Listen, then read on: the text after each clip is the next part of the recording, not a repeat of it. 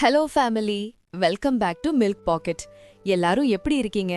முதல்ல உங்க எல்லாருக்கும் ஒரு பெரிய பெரிய தேங்க்ஸ் சொல்லிக்கிறேன். நம்மளோட போன ஒர்க் அவுட் வீடியோவுக்கு நீங்க கொடுத்த அதீத அன்பும் அந்த பாசிட்டிவ் கமெண்ட்ஸும் தான் என்ன இன்னைக்கு இந்த முக்கியமான வீடியோவை எடுக்க வச்சிருக்கு. ஆனா அதே சமயம் நிறைய பேர் கமெண்ட்ல ஒரு விஷயத்த ரொம்ப உருக்கமா கேட்டிருந்தீங்க. என்னங்க, நான் கையும் காலும் அசைச்சு எக்ஸசைஸ்லாம் பண்றேன், ஆனா இந்த மேல் வயிறு மட்டும் ஏன் இப்படி டயர் மாதிரி முன்னாடி துருத்திட்டு நிக்குது? ஒரு நல்ல ட்ரெஸ்ஸை போட்டா கூட அசிங்கமா தெரியுது, இதனாலே நான் வெளியே போறதுக்கே சங்கடப்படுறேன் அப்படின்னு நிறைய சகோதரிகள் மன வருத்தத்தோட மெசேஜ் பண்ணிருந்தீங்க. ஏன் இதை மிஸ் பண்ணக்கூடாதுன்னா, நாம கைய கால அசைச்சு பண்ற பயிற்சிகள் ஒரு பக்கம் இருந்தாலும் இந்த மேல் வயிறுங்கிறது ஒரு சைலண்ட் தலைவலி. இது வெறும் கொழுப்பு மட்டும் கிடையாது ஃபேமிலி, இதுக்கு பின்னாடி சில மெடிக்கல் ரீசன்ஸும் இருக்கு, நம்மளோட சில தப்பான பழக்க வழக்கங்களும் இருக்கு. இன்னைக்கு வீடியோல இந்த மேல் வயிறு ஏன் வருது, அது என்ன டைப், அதை வீட்ல இருக்கிற பொருட்களை வச்சே எப்படி ஃபிளாட் ஆக்குறதுன்னு தெளிவா பார்க்க போறோம். இது நம்ம முந்தைய ஒர்க் அவுட் வீடியோவோட மிக முக்கியமான தொடர்ச்சி. இதை நீங்க சரியா புரிஞ்சுக்கலனா நீங்க எவ்வளவு எக்ஸசைஸ் பண்ணாலும் அந்த ஷேப் வராது. சோ வீடியோவோட கடைசியில ஒரு சீக்ரெட் ட்ரிங்க் ரெசிபியும் இருக்கு, மிஸ் பண்ணாம கடைசி வரைக்கும் பாருங்க. முதல்ல உங்க மேல் வயிறு எதனால பெருசா இருக்குன்னு நீங்களே ஒரு சின்ன டெஸ்ட் பண்ணி பார்க்கலாம். இதுல 3 விதம் இருக்கு ஃபேமிலி. Number 1, case belly. உங்களுக்கு காலையில எந்திரிக்கும் போது வயிறு நார்மலா இருக்கும், ஆனா மதியம் சாப்பிட்டதுக்கு அப்புறமோ இல்ல ஈவினிங் நேரத்திலயோ வயிறு அப்படியே பலூன் மாதிரி ஊதிடும். இதுக்கு பேரு தான் ப்ளோட்டிங். நாம சாப்பிடுற பீட்சா, பர்கர், அளவுக்கு அதிகமான காரம், அதுவும் முக்கியமா அந்த பிராய்லர் சிக்கன் பிரியாணி, இதெல்லாம் வயித்துக்குள்ள போய் செமிக்காம ஒரு விதமான கேஸை உருவாக்கும். மாவை வெளியே வச்சா எப்படி புளிச்சு மேல பொங்கி வருமோ, அதே மாதிரி உங்க குடலுக்குள்ள கேஸ் மேல எழும்பி மேல் வயிறை உப்ப வைக்கும். அடுத்ததா நம்பர் 2, வாட்டர் ரிட்டென்ஷன். இதை எளிமையா சொல்லணும்னா உடம்புல நீர் கோர்த்துக்கிறது அப்படின்னு சொல்லலாம். நிறைய பேர் நினைப்பாங்க கொழுப்புனால தான் வயிறு பெருசா இருக்குன்னு. ஆனா உண்மை என்ன தெரியுமா ஃபேமிலி?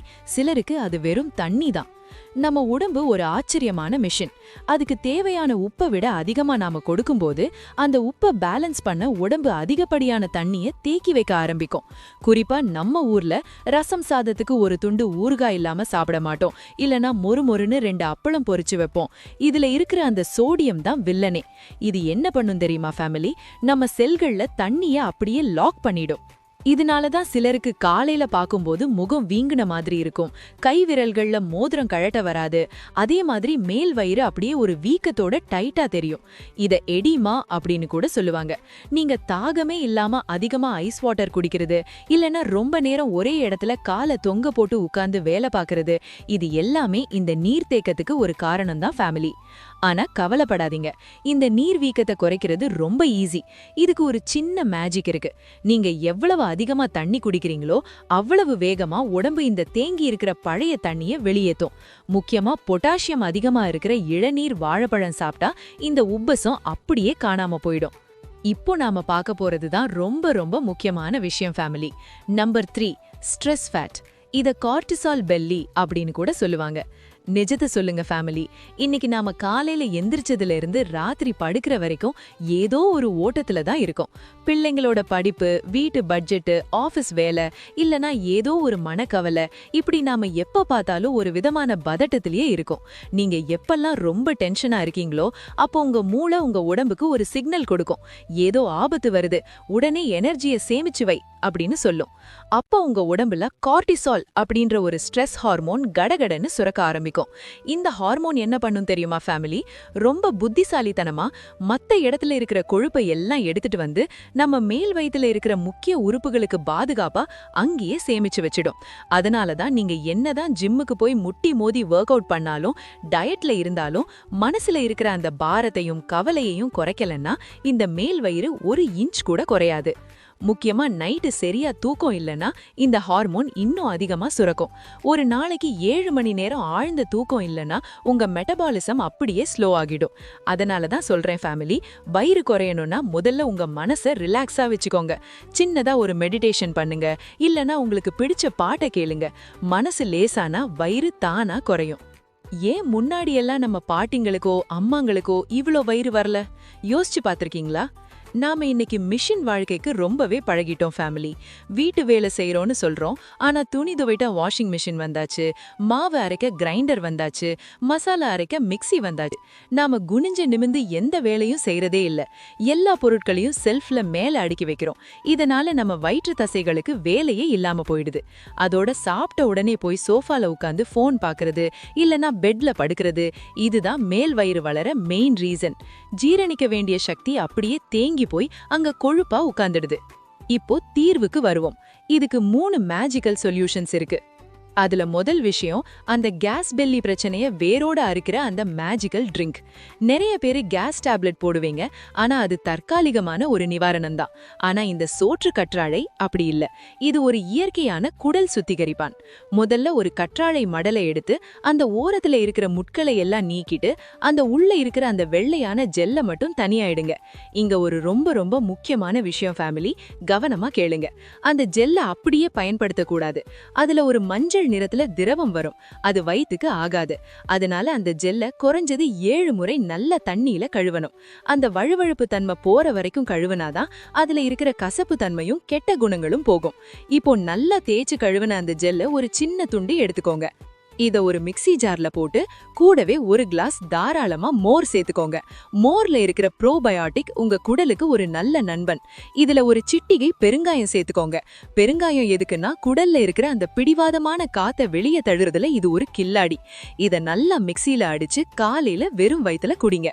குடிச்ச ஒரு 10 நிமிஷத்திலேயே உங்க குடல் அப்படியே கூல் ஆகுறத நீங்க ஃபீல் பண்ணுவீங்க. வயிறு உப்பசம் குறைஞ்சு அந்த பாரம் எல்லாம் இறங்கி வயிறு லேசாயிடும்.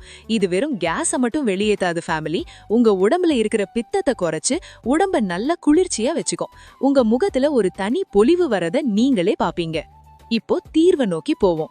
நம்பர் 2, உடம்புல தண்ணி கோர்த்து வயிறு வீக்கமா இருந்தா என்ன பண்றது?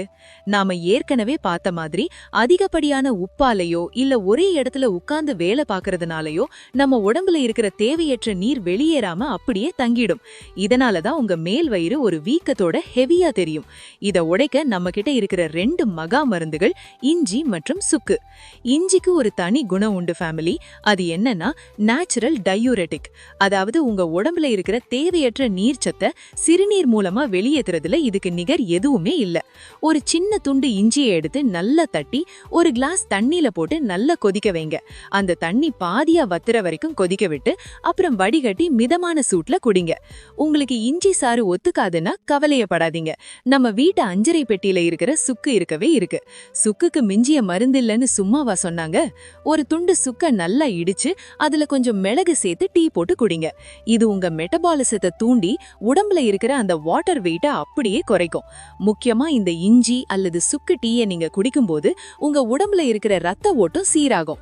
இதனால அந்த வீக்கம் குறைஞ்சு வயிறு ரொம்பவே லேசான மாதிரி ஒரு ஃபீல் கிடைக்கும்.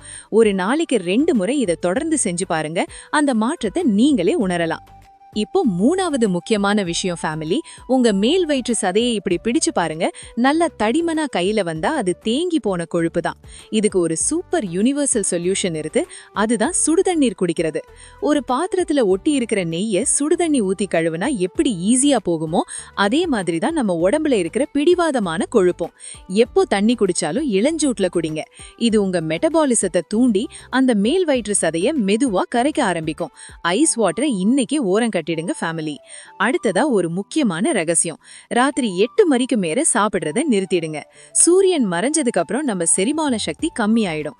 லேட்டா சாப்பிடுற சாப்பாடு ஜீரணமாகாம அப்படியே மேல் வயித்துல தங்கிடும். முடிஞ்ச வரைக்கும் சீக்கிரம் டின்னரை முடிச்சிட்டு ஒரு சின்ன நடைப்பயிற்சி பண்ணுங்க. அந்த மேல் வயிறு அப்படியே பிளாட் ஆகுறத நீங்களே பாப்பீங்க. இப்போ வீடியோவோட ஆரம்பத்துல சொன்ன அந்த ஸ்பெஷல் ட்ரிங்க், ஒரு கைப்பிடி புதினா இலைகளை எடுத்துக்கோங்க. அதுல 1/2 ஸ்பூன் மஞ்சள் தூள் சேர்த்து நல்க கொதிக்க வைங்க. புதினால இருக்கிற கால்சியம் உங்க வயிற்று தசைகளை தளர்த்தும். மஞ்சள் உங்க வயிற்றுல இருக்கிற வீக்கத்தை குறைக்கும். இத வடிகட்டி 1 ஸ்பூன் தேன் கலந்து ராத்திரி தூங்குறதுக்கு முன்னாடி குடிங்க. ஒரு வாரத்துல உங்க மேல் வயிறு குறையறத நீங்களே பாப்பீங்க. சோ ஃபேமிலி, மேல் வயிறு குறையணும்னா முதல்ல ஸ்ட்ரெஸ்ஸை குறைங்க, நல்லா தூங்குங்க. அப்புறம் நான் சொன்ன இந்த டிப்ஸை ஃபாலோ பண்ணுங்க. எதுவுமே ஒரே நாள்ல நடந்துடாது, ஆனா கண்டிப்பா நடக்கும். இந்த வீடியோ உங்களுக்கு பயனுள்ளதா இருந்தா ஒரு லைக் போடுங்க. உங்க ஃபேமிலி குரூப்ல இத ஷேர் பண்ணுங்க. எல்லாரும் ஆரோக்கியமா இருக்கட்டும். இன்னும் இதே மாதிரி இன்ட்ரெஸ்டிங் ஹெல்த் டிப்ஸ் தெரிஞ்சுக்க நம்ம மில்க் பாக்கெட் சேனலை சப்ஸ்கிரைப் பண்ணி பெல் பட்டனை அமுக்கிடுங்க. ஆரோக்கியமா இருப்போம், ஆனந்தமாக வாழ்வோம். அடுத்த வீடியோல உங்களை சந்திக்கிறேன். நன்றி, வணக்கம். பை.